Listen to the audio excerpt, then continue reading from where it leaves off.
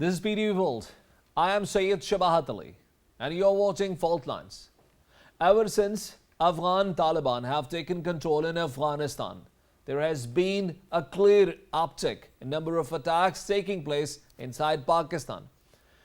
While Afghan Taliban have never officially patronized or taken Taliban Pakistan directly under their umbrella, the statistics that have come to us put a very haunting and bleak picture in front of us.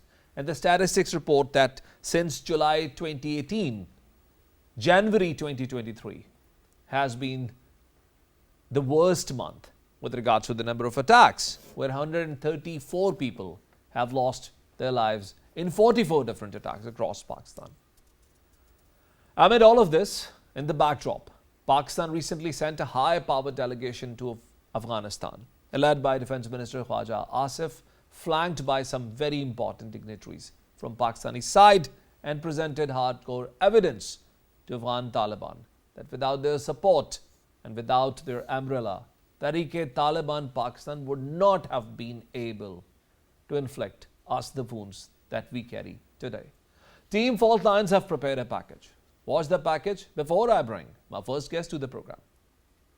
Pakistan has rendered matchless sacrifices in combating terrorism, and particularly the martyrs and the great sacrifices of the armed forces, police, rangers and other law enforcement agencies deserve generous accolade. The threat the insurgency poses to Pakistan was illustrated on January the 30th when a bombing at a mosque inside Peshawar's police compound killed more than 80 police personnel, and recently at the Karachi police office on February the 19th. Pakistan has vowed to address the external facilitation of terrorists, and attempts to spread chaos in the country through terrorism will be dealt with an iron fist. Last week, a high-powered Pakistani delegation led by Defence Minister Khwaja Asif visited Kabul. This was the first high-level visit from Pakistan to Afghanistan since the spike in terrorist attacks in the country. Pakistan has given a clear message to the Afghan Taliban and presented hard evidence about the presence of TTP and shared the precise location of its leadership. The Afghan authorities gave a briefing to the Pakistani side. They listed actions they took against certain group of TTP and their future strategy. Terrorism is a common threat to both Pakistan and Afghanistan, and thus counter-terrorism cooperation between these countries is indispensable to combat growing scourge of militancy. To talk about this very sensitive issue, I have today invited an expert in my studio. His name is Sarfaraz Ahmed Rana, and he is a security analyst based in Islamabad. Sarfaraz, I welcome you to my show. Yeah, thank you for having me. In the backdrop, we just spoke about the nexus that has started emerging between TTP and Afghan Taliban. While Afghan Taliban have been reluctant to admit it, but it has been statistically proven that the two things are interrelated. How do you see this interrelation between the two? Shabahat Sahab, this is obviously, and this is clearly written on the wall. Tehreek-e-Taliban Afghanistan and Tehreek-e-Taliban Pakistan may have the different agendas, but they have the same ideology. I mean, both have the same harsh interpretation of Islam. And what is their main concern vis-a-vis Pakistan? Their main concern is that basically they do not recognize the prevailing socio-political structure of Pakistan, and they basically declare this prevailing socio-political system of Pakistan as the system of infidels, like the political system, the democracy. I mean, what lens basically they have been using. We have the history. They have ruled in 90s, and then of course now Tehreek-e-Taliban Afghanistan and Pakistan, they are collaborating. Ideologically, it is, of course, have been spoken by many experts that they are cousins, they are brothers. But agenda is different. Of course, they claim Afghanistan as their territory, and the other side, Tehreek-e-Taliban Pakistan, of course, they had declared the war against the state of Pakistan, in which they are very clear-minded. They are very clear-headed that, until the system prevails, until they do not recognize our par share, we will be keep fighting against the state of Pakistan. And of course, we had seen in the recent past what they had done, violating the and breaking the territorial boundary, the fences from the different parts of Pakistan. And as you have mentioned in your package about the statistics, I mean, the statistics are very horrible. I mean, the number is now going up. So yes, I mean, there is no difference in the mindset. There is no difference in the ideology. They are cousins. They are very clear-headed. Yes, but on the other side, state of Pakistan is confused that how to deal with them, where to start with, right? And the gains we had achieved in the past. Now we see where we stand now. Don't you think it is primarily because of a very high cost of war as well, and also the fact that while you have such a strong support in your immediate neighborhood for Taliban, as you have yourself said, they are ideologically aligned, isn't it actually making the option to go for coercion far more difficult for the state, in fact? For the state of Pakistan, you mean? Yeah, to take an all-out military action. Yeah, as you know, we have been discussing about that. Earlier, Tehreek-e-Taliban Afghanistan had the violence at their disposal to achieve their gains, to achieve their ends. Now they have another very, very powerful instrumental thing named as Tehreek-e-Taliban Pakistan to use against the state of Pakistan. So whether they endorse, accept it or not, but they are collaborating with each other. Of course, they are collaborating with each other to give a very tough time to Pakistan, and they are definitely giving very, very tough time to Pakistan, as we seen how difficult this year has been so far in terms of casualties, in terms of damage they did to Pakistan, the state of Pakistan, right? Sarfraz, there are three major pillars in every movement that rises against any state in the world. First thing, certainly, it's popularity, it's mainstream popularity, it's popularity in the mainstream. Second is perhaps the funding, and third is then its tactical advantage over the other side. Now, how do you see this happening with Taliban, who perhaps over a period of time have not remained as popular even on the other side of the fence?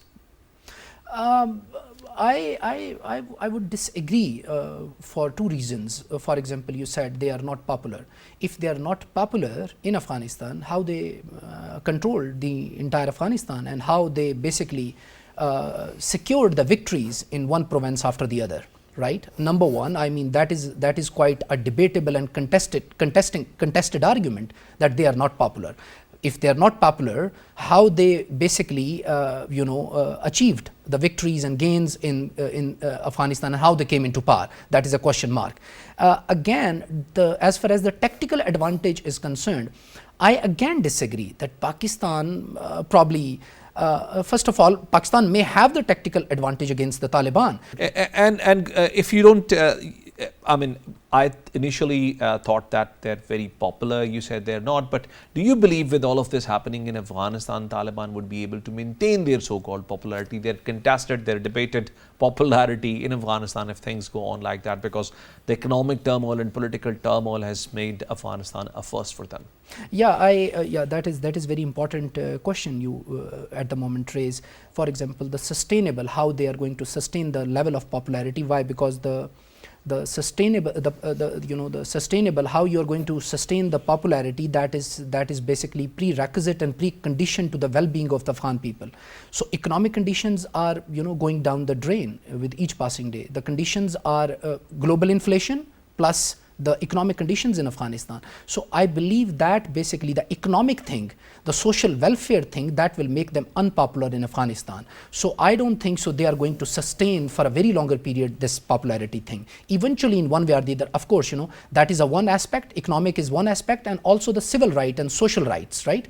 The way they are going, they are getting tougher on women rights, closure of NGOs, all the organizations, those are basically promoting the women rights.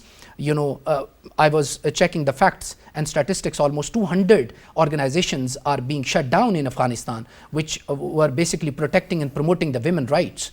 So of course, by these measures, so I don't think so they are going to sustain for a very longer period of time in Afghanistan. For trade, for healthcare, and for currency inflow of USDs into their dead economy, Taliban direly need Pakistan's all-out support. That said, they are also not very friendly with the state of Pakistan. As Pakistan have been saying this in the past, and the West was not very comfortable with it, it has been statistically proven over a period of time that Afghan's policy under Taliban is not very friendly with Pakistan. Do you believe because of all these three reasons that I've listed out, they are trying to use TTP as a leverage to negotiate from a stronger position with Pakistan? I again would like to disagree here that Pakistan probably, why, because their dependence in terms of economy, commerce and trade, why, because they are too much dependent on Pakistan. I do not agree with this very thing. Why? Because of the fact that, you know, in the past Pakistan was probably the only state that has provided them the financial and logistical support, right? Now what is the outcome, right? What is the outcome? Outcome is just in front of you in how we started this year. This year has proven already a very horrible year in Pakistan, right? They are not even giving any, they are not sparing the mosques, schools, education centers, right? Number one. Number two, as Ahmed Rashid, he's basically considered the expert of Afghan affairs, right? He had written in his book Taliban, he categorically mentioned that whether Pakistan was taking a strategic depth in Afghanistan or not, but Taliban has always been taking strategic depth in Pakistan, right? So they have always maneuvered against Pakistan very shrewdly and very pragmatically, right? So that is very important thing. I'm not very confident that whether the state of Pakistan will benefit from this Afghan dependence on Pakistan. My question was contrary to what you just said. My question was, Afghanistan is even to this day dependent because of its trade, its currency inflow that it requires from Pakistan, because UN agencies are also providing cash inflows through Pakistan, and also for its healthcare, which is non-existent, by the way. So because of these three advantages, Pakistan has an edge over Afghanistan. But do you believe that TTP is being used to negotiate with Pakistan on a stronger footing, and that's why they're not taking, Afghan Taliban are not taking any drastic actions against TTP because they want to negotiate with Pakistan from an advantageous point? I definitely do agree that here that they are basically using TTP as a lever to negotiate with Pakistan, and yes, they want to negotiate Pakistan from the point of strength, and TTP is basically being used to achieve this strategic objective. I do agree, yes. ISIK has been a common threat for Afghan Taliban as well as for the government of Pakistan. We have witnessed horrifying attacks maneuvered by ISIK, and they are also causing the problem for Taliban and Afghanistan as well. How do you see the two sides going together against ISIK? Two sides is Pakistan and Afghan Taliban. Yeah, that is probably could be the common ground in future down the road, that probably Pakistan and Tehrik-e-Taliban, Afghanistan, means the state of Afghanistan, might collaborate at some point down the road. Because as the Foreign Minister of Pakistan, Bilawal Bhutto Zardari, the other day has said that the only kinetic threat to Tehrik-e-Taliban Afghanistan is basically, the state of Afghanistan is basically that ISIK. So yes, that is a likelihood that they might collaborate at some point down the road against ISIK. Yeah.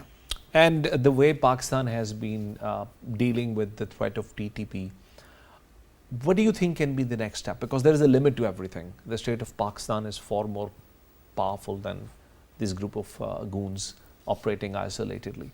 What can be the worst case scenario? I mean, what if the shit actually hits the fan and the state of Pakistan decides to take drastic action?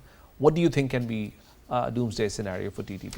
The worst case scenario, of course, the state of Pakistan, of course, will be talking to them the only language they understand, that is power, right? And as you mentioned that, Pakistan has the strategic and tactical advantage if the state of Pakistan has the will. But no battle can prove to be successful only from the barrel of gun.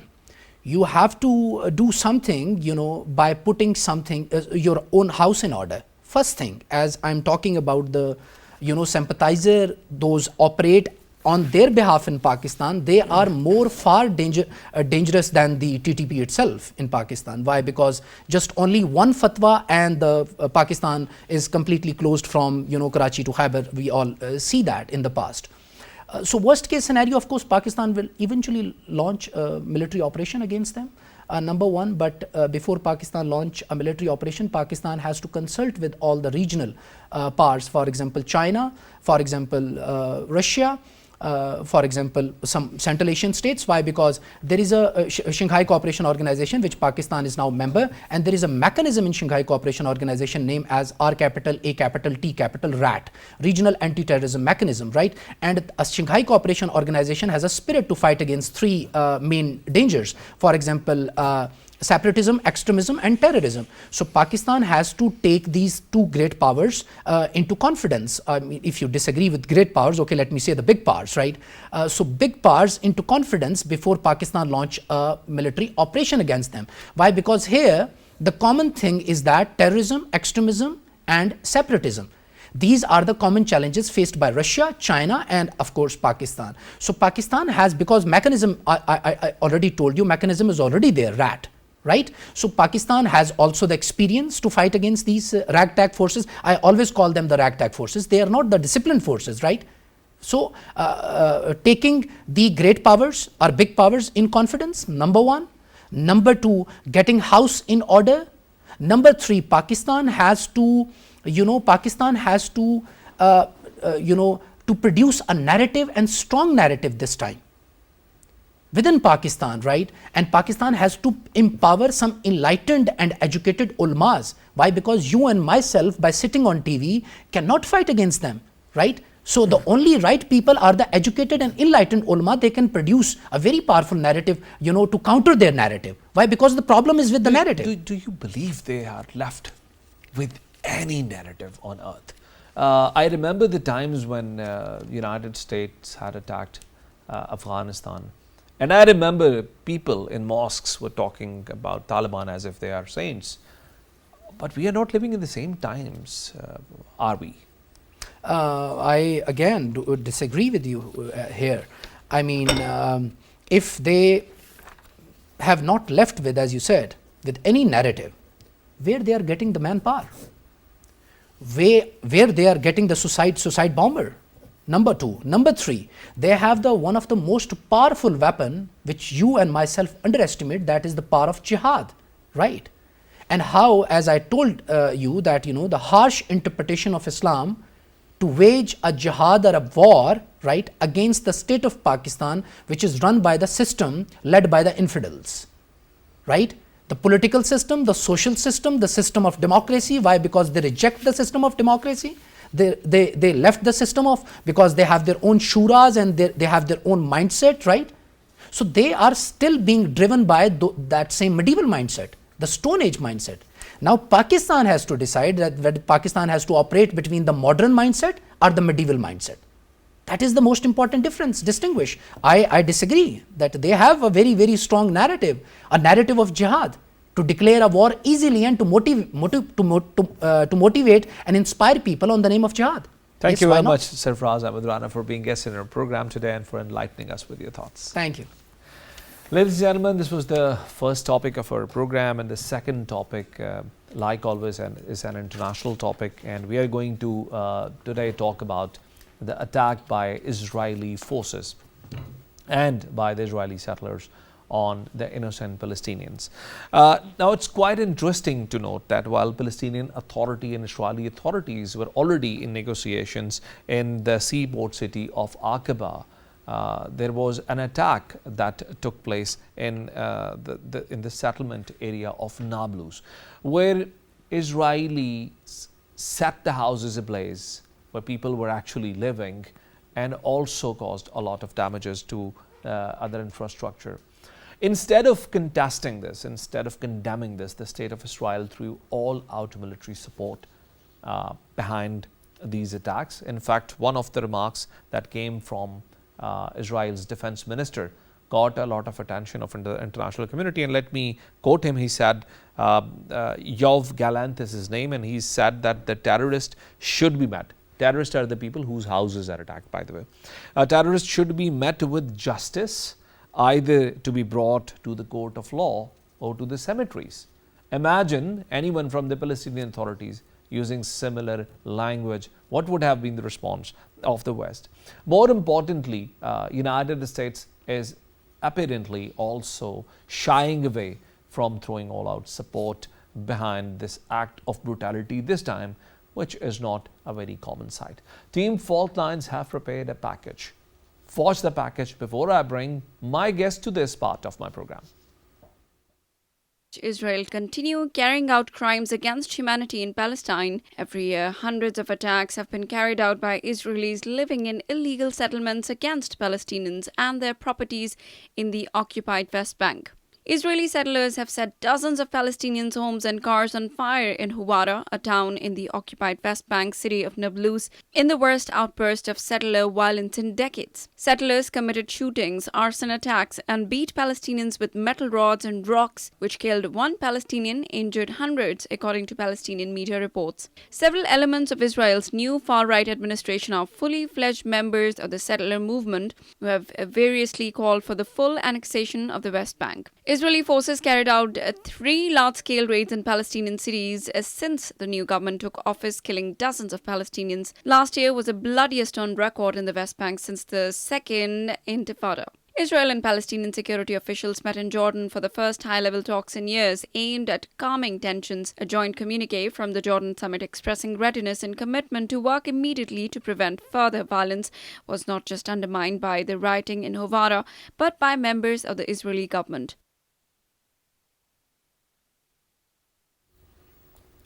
In this part of my program, my first guest is Mr. Ahmed Zaki, a famous Middle Eastern expert. Often he joins us in the studio, but today he's in Somalia for some official engagement. So he's joining me over the phone from Somalia. Ahmed Zaki, welcome to the show. Ahmed, welcome to the show. Thank you for having me. Ahmed, first things first, so help us to have a background of this issue going on between the two sides. We fail to understand why all of this escalated at this time.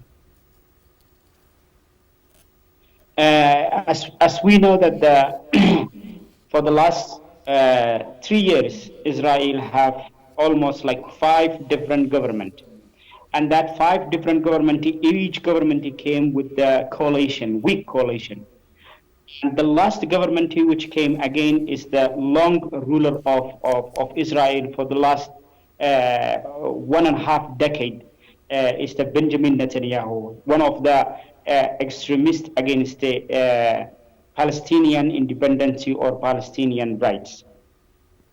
So he came now with a coalition of Jewish extremist movement, which have all in one side. We call a leftist Israeli government. In this leftist Israeli government, they make a prioritization for their political agenda, which they make a settlement of Israeli illegal settlement or expansionism system of their primary and first priority of their political goal. That brings a lot of questions where the Western world, America and the other countries who were mediating the negotiations between Israel and Palestine, they are going to compromise the two-state solution.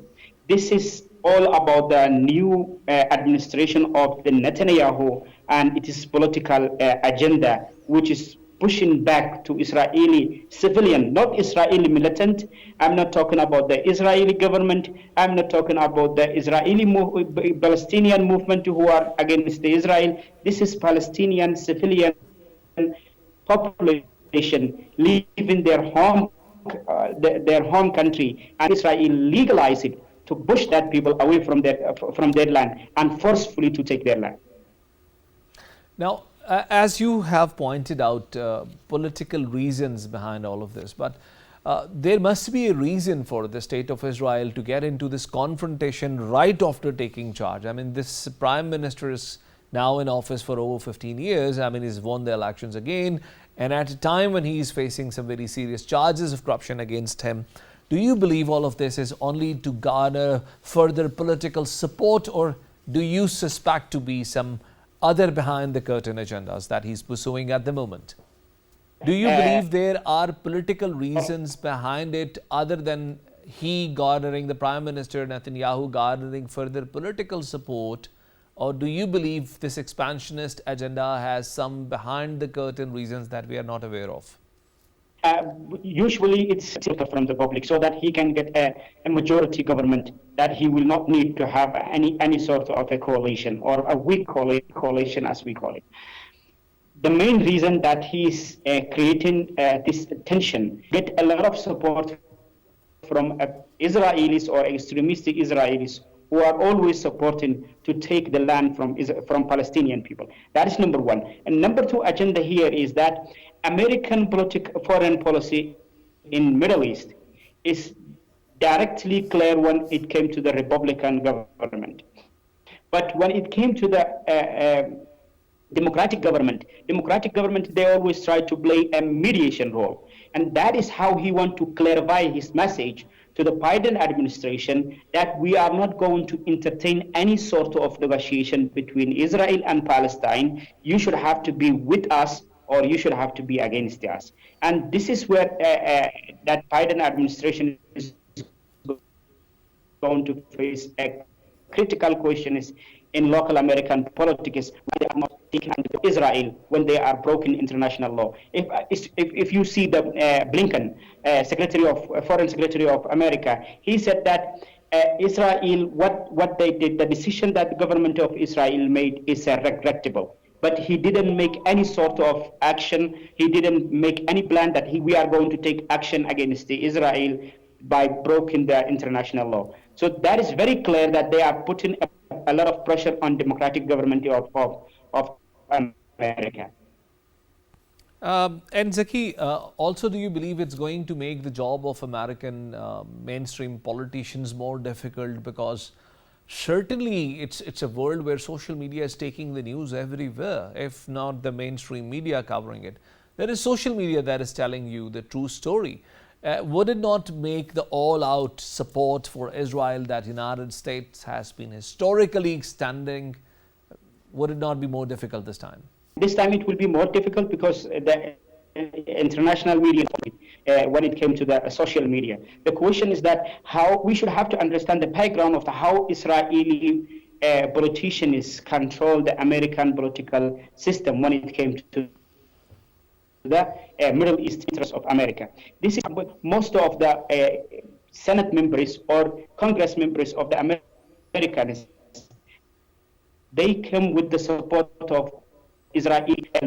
It's a financial support, or whether it's a media support, or whether it's a campaign support. So most of the lawmakers of America, they are not going to go against the Israeli lobbies or Israeli interests unless they are going to face a huge loss from the public. And the American public cannot be given a free hand information from the local media of America, because more than 60% of the media is controlled by an Israeli lobby inside America. They are having a lot of money. They are investing a lot of money for the interests of Israel in America. And that is how they are getting a lot of support from American government, whether it's a Republican government or whether it's a Democratic government. They are getting a lot of support, regardless how much political or international issues, differences that they are facing. So somehow the Israeli lobbies in America, they have a great influence of the American foreign policy in Middle East. And that is how the Israelis cashing out about their interests, which they are going to get support from America. When you see the similar action, which they are going to deal with the European Union, you will see that European Union is more moderate or mediator in terms of America. America, you will see always they are going to stand with Israel. They are not going to go against Israel. Thank you very much, Ahmed Zaki, for being guest in our program today. Ladies and gentlemen, we'll take a break and we'll join you back with the last segment of program. Stay with us.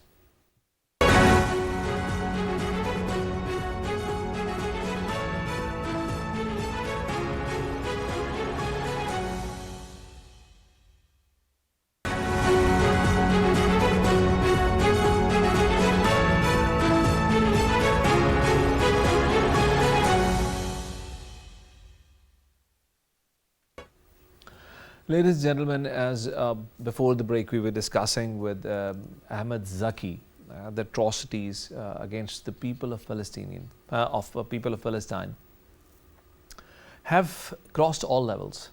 And the state of Israel is now become an expansionist state to an extent that even its all-out supporter, the United States of America, is not comfortable in supporting it. To talk further about it, my last guest in the show is Professor Tim Anderson. Professor Tim is Director of Center of Counter-Hegemonic Studies and is based in Sydney. He's joining me over the phone. Professor Tim, I welcome you to my show. Professor, the Israeli government has come under furious criticism on the recent event that we are today talking about. And not only it has invited criticisms from many sides, but also it has reminded the world of the problems that the people of Palestine are facing because of the state of Israel. What are your thoughts about this recent incident? There's a sense of crisis in the Israeli regime at the moment. There's an escalation in its violence and also an escalation in the resistance to the violence. Let's remember the resistance factions have become more unified in recent times, but the internal divisions have been very extreme. There are settler groups and the opposition to the Netanyahu government that are protesting, often violently, and there's also a group of liberal Zionists who are abandoning ship and protesting against the massacres carried out by the Israelis. So there's a great deal of division amongst the regime at a time when the resistance seems to be coming together. But Professor Tim, I'm sorry to cut you here, but what about these Jews who are protesting on the on the streets of Tel Aviv? Are these the political opponents of the government, or do you believe these are some other people who have just come out because they feel it's an inhuman treatment against the people of Palestine? There are actually several groups protesting. There are settlers who are concerned about their own rights and their own position, which is uncertain. And there are opposition groups to Netanyahu that are demonstrating against his corruption. There's been an ongoing serious corruption case against Netanyahu and his family. And there's also a smaller but significant group of Israeli Jews who are now protesting against the massacres of Palestinians. And that's a split between the what you could call the more openly fascist Israelis and the liberal Zionists. And that division is also apparent in the US now, where there is quite a large lobby group of liberal Zionists that hate the Netanyahu regime and are very concerned about trying to rescue the image of the Israeli regime. They have an idea of having a nicer, friendlier Israel. So this accounts for the turmoil amongst the Zionists at the moment. Professor Tim, is United States not happy with the way Netanyahu government is running and with the way Netanyahu's government is opting for the use of brute force every time to settle any new dispute that has arisen because of one of the problems that they have created themselves? Do you believe it's becoming increasingly difficult for United States to continue similar support that Israel is addicted to? It's a good question. I think there's an increasing level of discomfort. You know, in the United States, the dominant group of Zionists are liberal Zionists who have been allied to the Democrat Party for some time, and they place a lot of concern in their image, their international image, and they're very disturbed by the fact that there are now 6 independent reports branding the Israeli colony as an apartheid regime and therefore a crime against humanity. They can't tolerate this, and there has been agitation at a senior level, even representations to the United Nations against, by former Israeli ministers, for example, in the former Labour administrations, against what the Israeli regime, the current one, is doing there. So this is significant because the liberal Zionists in the US dominate, whereas the openly fascist Zionists in Palestine dominate. So this adds to the divisions amongst those that support Israel. Professor Tim, what about Jordan and Egypt? To my understanding, both of these states have always tried to play their part whenever there is an hour of crisis, whenever there is a need of negotiations between the two sides in presence of a third-party mediator. Are the two states, the state of Egypt and the state of Jordan, trying to do their bit in the current crisis? No, I don't believe that Jordan or Egypt are playing a positive role at all. Of course, Jordan forms a type of repository for exiled Palestinians that They collaborate with the Israeli regime. They often act on behalf of the Israeli regime.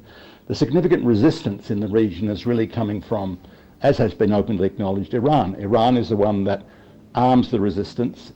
Iran in coordination with Syria and Hezbollah. That's why the obsession of the Israelis with Syria, which is the linchpin between Iran and Hezbollah. But that's where the armed, the financial, the moral support for the Palestinian resistance is coming from.